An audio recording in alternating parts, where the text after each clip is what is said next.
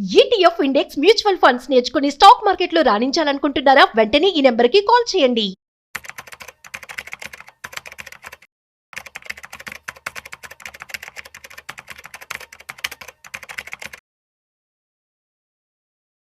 Sir నమస్తే sir. నమస్తే. Welcome to Vishnu talks.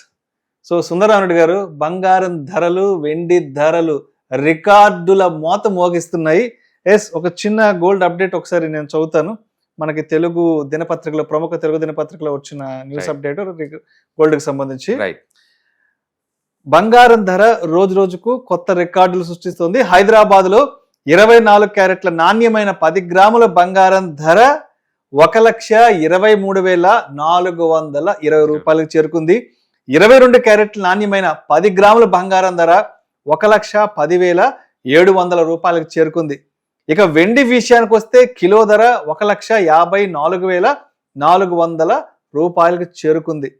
బంగారం ధర ఈ స్థాయిలో పెరుగుతూ ఉండడంతో సామాన్యులు కొనేందుకు వెనకాడుతున్నారు.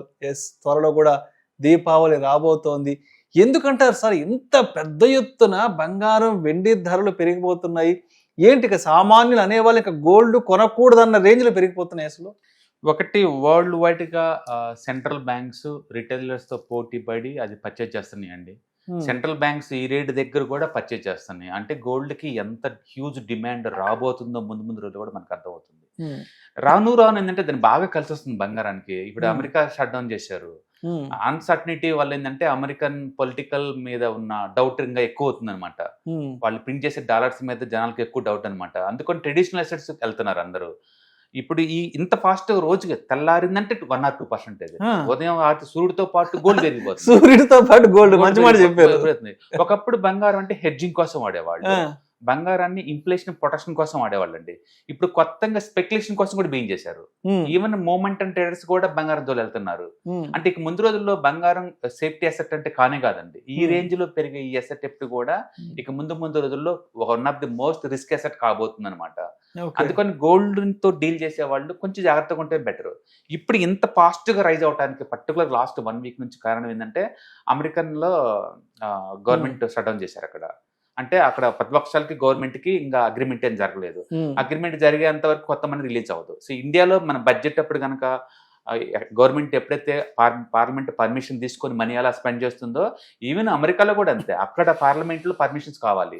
పర్మిషన్ ఎప్పుడైతే అప్రూవల్ రాలేదో గవర్నమెంట్ శాలరీ ఇవ్వడానికి ఏం లేవు అనమాట. ప్రస్తుతానికి సోల్జర్స్ కి మనీ ఇవ్వడానికి కూడా అక్కడ లేవు అమెరికాలో సిచ్యువేషన్. అవును, ఎందుకంటే పార్లమెంట్ అప్రూవల్ చేసేంత వరకు కొత్త మనీ రిలీజ్ చేయడం కుదరదు. సో ఖజానాలో డబ్బులు లేవు, అక్కడ కూడా డబ్బులు ఉన్నాయి.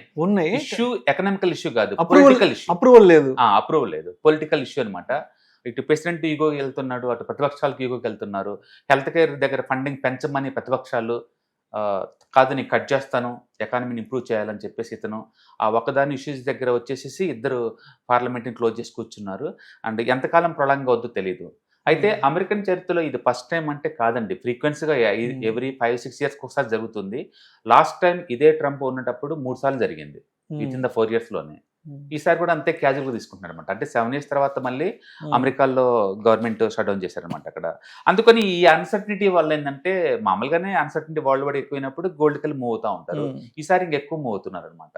రెండోది, డాలర్ ఇండెక్స్ బాగా డౌన్ అవుతుందండి. మీరు కనుక చూసుకుంటే 107 నుంచి dollar index somewhere else around 97-98 మధ్య రన్ అవుతుంది అనమాట. అందుకని డాలర్ ఇండెక్స్ తగ్గుతుంది. మూడోది, యుఎస్ సెక్యూరిటీస్ తో పోల్చుకున్నప్పుడు ఏంటంటే ఈ ఆల్టర్నేట్ అసెట్స్ లో ఎక్కువ వాల్యూ ఉంటుందని చెప్పేసి మనీ అంతా షిఫ్ట్ చేస్తున్నారు.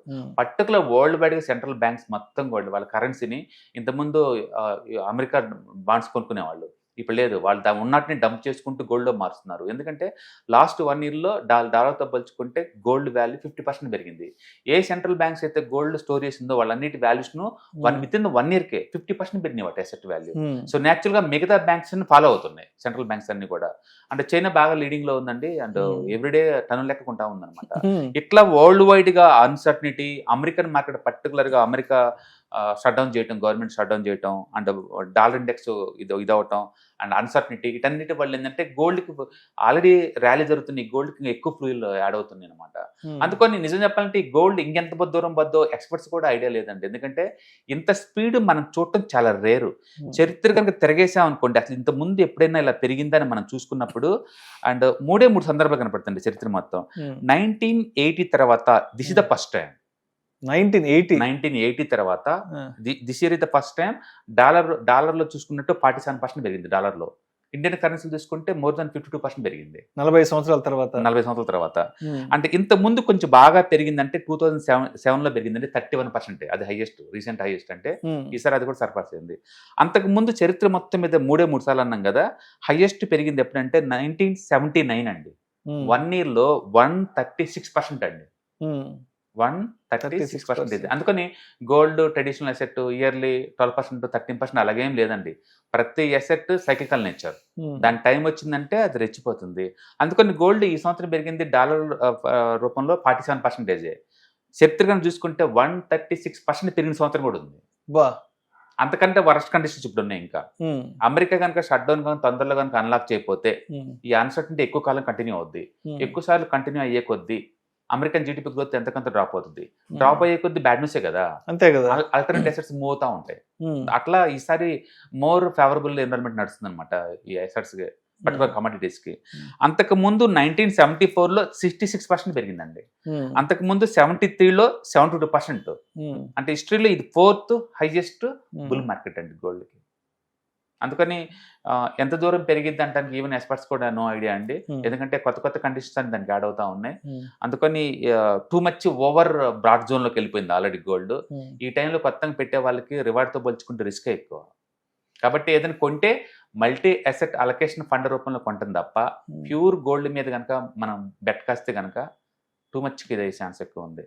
కాబట్టి ఇది ఏదో ఎక్కడో చోట కూల్ అవ్వాలి, ఏ ప్లేస్ లో కూల్ అవుతుందని మనకు తెలియదు. ఎందుకంటే తెల్లారిందంటే సూర్యుడి కన్నా ముందు ఇది బయలుదేరుతుంది. సో సుందరరామరెడ్డి గారు, ఇప్పుడు గోల్డ్ గురించి మనం ఇంతలా ఎందుకు డిస్కస్ చేసుకోవాల్సిందంటే దీపావళి ధనత్రయోదశి రాబోతుంది కాబట్టి చాలా మంది ఏమనుకుంటున్నారంటే, అయ్యో ఇంకా 10 రోజుల్లోనే దీపావళి ఉంది కదా, ఇంకా ధరలు ఏమైనా పెరుగుతాయా తగ్గుతాయా, కొనాలా వద్దా అన్న సంశయంలో ఉన్నారు చాలా మంది. అవును, ఎందుకంటే అదొక సెంటిమెంట్, కొంటమైన సెంటిమెంట్. అది 1 గ్రామ్ కావచ్చు, 10 గ్రామ్ కావచ్చు. అవును, డెఫినెట్ గా సైకలాజికల్ గా అది చాలా బెరీనండి. ఆ ప్రైస్ అనేది చాలా పెద్ద మూవ్ జరిగింది. అండ్ కొత్త వాళ్ళు నిజం చెప్పాలంటే దసరా టైం కూడా ఆల్మోస్ట్ 28% డ్రాప్ అయినాయి సేల్స్, గోల్డ్ సేల్స్. అంటే వాల్యూమ్ పరంగా పెరిగిందనే కానీ క్వాంటిటీ పరంగా బాగా తగ్గిపోయింది అనమాట. వాల్యూ పరంగా చూస్తే బాగా పెరిగినట్టు కనపడుతుంది. మొత్తానికి ఈ రేటు దగ్గర కొనే వాళ్ళు ఎవరికైనా సరే భయం, డౌట్ఫుల్, ఇది ఉంటుందా లేదా ఉండదా అనేది కూడా. అంటే ఒకటైతే నిజం, గోల్డ్ అనేది నో మోర్ ఇన్ఫ్లేషన్ హెడ్జింగ్ లాగా లేకపోతే మామూలుగా పోర్ట్ఫోలియో ప్రొటెక్షన్ లాగా వాడటం కుదరదండి. అది మూమెంటంలోకి ఎంటర్ అయింది. ఈ రేటు దగ్గర మీరు కొంటున్నారంటే ఖచ్చితంగా you are the momentum investor or trader అనమాట. సేఫ్టీ అయితే లేదు ఈ ప్లేస్ దగ్గర. కాబట్టి మీరు ఏదైనా కొనాలనుకుంటే మల్టీ అసెట్ అలొకేషన్ ఫండ్ రూపంలో ఎంతో కొంత కేటాయించడం తప్ప బాగా మూవ్ అవుతున్న ఒక రీజన్తో పెట్టద్దు. ఒకటైతే నిజం, రేపు మార్నింగ్ ఏమవుతుంది అంటే ఇప్పుడున్న డేటా ప్రకారం చూసుకుంటే మళ్ళీ ఒక +1 లో ఓపెన్ అయ్యేలాగా ఉంది తప్ప అది డ్రాప్ అవుతుందని ఎవరికి నమ్మకం లేదు. ఎందుకంటే అంతగా పరిగెడుతుంది గోల్డ్. సరే, ఇప్పుడు అందరూ లక్షలు పోసి గోల్డ్ కొనలేరు. ఒక తులం కొనాలంటేనే ఇవాళ 1,25,000 వచ్చేసింది, ఆల్మోస్ట్ క్రాస్ అయిపోయింది. వెండి విషయానికి వస్తే ఎంతో కొంత కొందామంటే కూడా అది కూడా 1,50,000 దాటిపోయింది. కాబట్టి ఇవన్నీ మా వల్ల కాదు, మేము ఏదన్నా ఒక చిన్న అమౌంట్తో ఏమన్నా ఈటీఎఫ్లు, గోల్డ్ మ్యూచువల్ ఫండ్స్ కొనుక్కుంటాం అని అనుకునే వాళ్ళకి మీరేం చెప్తారు? డెఫినెట్ గా అండి, మీరు ఒకటి ఇన్వెస్ట్మెంట్ కోసం కొనాలనుకుంటే మల్టీ అసెట్ అలొకేషన్ ఫండ్స్ అని చెప్పాం కదా, అవి తీసుకుంటే ఏంటంటే ఈక్విటీతో పాటు వీటికి కూడా మీరు ఎంతకంత అలొకేట్ చేస్తున్నారు అంటే ఫండ్ మేనేజర్ డిసైడ్ చేస్తారు. ఆ మూమెంట్ తగ్గుతున్నప్పుడు ఎన్నికలు ఆపుకోవటం, మూమెంట్ పెరుగుతున్నప్పుడు ఎక్కువ అలొకేట్ చేయడం లాంటివి చేస్తారు. మీరే సొంతం చేయాలంటే ఆ పని చేయలేరు. మీరు చేసే టైంకల్లా రేట్ ఎఫెక్ట్ అవుతుంది అనమాట. లేదు టెంపరీగానే అనుకుంటే కనుక ఈటీఎఫ్స్ ఉన్నాయి, అలాగే లైవ్లో కొనుక్కొని లైవ్లో అమ్ముకోవచ్చు, అట్లా చేసుకోవచ్చు. లేదా మ్యూచువల్ ఫండ్స్ ఉంటాయి, బట్ ఆర్నమెంట్ రూపంలో అంత వర్త్ కాదు ఈ రేటు దగ్గర పర్టికులర్గా. అండ్ వెయిట్ చేస్తే బెటర్ ప్రైస్ రావచ్చు, బట్ తొందరలో వచ్చింది 1 month కంటే చెప్పలేము. ఎందుకంటే ఏ రోజుకి ఆ రోజు కొత్త ఫేవరబుల్ ఎన్విరాన్మెంట్ గోల్డ్కి రెడీ అవుతుంది. అమెరికన్ షట్ డౌన్ చేస్తారని మనకు 1 week బ్యాక్ ఎవరికి తెలియదు. ఒక రూపంలో ఇంకొక రూపంలో అన్ని కలిసి వచ్చే కాలం వస్తుంది గోల్డ్కి, అందుకే ర్యాపిడ్గా అది మూవ్ అవుతుంది. అందుకని గోల్డ్ ఇంత దూరం పెరిగితే పడిద్ది అంటానికి లేదు. చరిత్ర ఏం చెప్తుందంటే ఇది 1 yearలోనే 136% పెరిగిన ఎక్స్పీరియన్స్ దానికి ఉంది ఆల్రెడీ. అందుకని మనం కొత్త గోల్డ్ని చూస్తున్నాం. మన జనరేషన్కి ఇది ఫస్ట్ టైం దాన్ని అలా మూవ్ అవటం అనేది.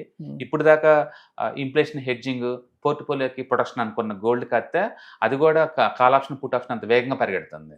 కాబట్టి మూమెంటంలో ఉంది అది. బెటర్ ఏంటంటే సేఫ్టీగా గేమ్ ఆడుకోవటం బెటర్ అనమాట. కొంత మొత్తం కేటాయించండి, మొత్తం మీద 100% దాంట్లో పెట్టి స్పెక్యులేషన్ మాత్రం ఇది మంచి టైం కానీ కాదు. Right sir, right sir. Thank you so much Sundara Rao గారు. అక్టోబర్ 12 మీకు దగ్గరలోని సిటీకి వస్తున్నాం. వైజాగ్, తిరుపతి అండ్ నెల్లూరు ఈ 3 సిటీస్లో ప్లాన్ చేస్తున్నాం. సో మీరు ఎవరైనా సరే స్టాక్ మార్కెట్ మీద passive income as well as active income కనుక ETFs, index funds and mutual funds ద్వారా ఎర్న్ చేద్దాం అనుకుంటే ఇది మంచి అవకాశం. సో మీరు ఎవరైనా సరే మీ దగ్గరలో సిటీస్ వాళ్ళకి అనుకుంటే కనుక కింద స్క్రోల్ అవుతున్న నెంబర్పై పింక్ చేసుకొని మీరు సీటు రిజర్వ్ చేసుకోండి. సో ఇంతకుముందుతో పోల్చుకుంటే ఏంటి, ఇంతకుముందు మనం ఓన్లీ ఆన్లైన్లో తీసుకునే వాళ్ళం, ఇప్పుడు దాంతో పోల్చుకుంటే ఇది క్లాస్ రూమ్ ఎన్విరాన్మెంట్లో అనమాట. సో 1-to-1 ఇంటరాక్షన్ ఉంటుంది కాబట్టి మోర్ ఎఫెక్టివ్గా ఉంటుంది. కాబట్టి ఎవరికైనా ఇంట్రెస్ట్ ఉంటే ఈ 3 అసెట్ క్లాసులు నేర్చుకుందామని కింద స్క్రోల్ అవుతున్న నెంబర్పై పింక్ చేయండి. Thank you. హాయ్. స్టాక్ మార్కెట్లో వాలటిలిటీకి దూరంగా ఉంటున్నారా? పోర్ట్ఫోలియోస్ అన్నీ కూడా రెడ్లో ఉండి బ్లీడ్ అవుతున్నాయా? అంటే స్టాక్ మార్కెట్లో ఉండి సస్టైనబిలిటీ ఉన్న బిజినెస్ మోడల్ లాగా, లేదా స్టాక్ మార్కెట్ లాంగ్ టర్మ్లో మంచి వెల్త్ క్రియేట్ చేసుకునేలాగా ప్లానింగ్స్ ఏమైనా ఉన్నాయా? అయితే అలాంటి వాళ్ళ కోసం ఈ ప్రోగ్రామ్ అండి. ETFs, index funds and mutual funds. మా స్టాక్ మార్కెట్లో ఉండి కూడా సెక్యూర్ వేలో మనీ మేక్ చేసుకునే పద్ధతి ఏదైనా ఉందంటే రిటైలర్స్కి ఈ 3 అనమాట. దీంట్లో కాంప్రహెన్సివ్గా మీకు ట్రైనింగ్ అండ్ గైడెన్స్ జరుగుతుంది. అండ్ వీకెండ్స్లో జరిగే ఈ ప్రోగ్రామ్లో అటెండ్ అవటం ద్వారా ETFs, index funds and mutual ఫండ్స్లో మీ నాలెడ్జ్ పెంచుకోండి. మీ పోర్ట్ఫోలియో మీరే మెయింటైన్ చేయడం ద్వారా ఇయర్లీ యావరేజ్ మీద 20-30% మనీ మేక్ చేసుకోండి. All the best. Thank you.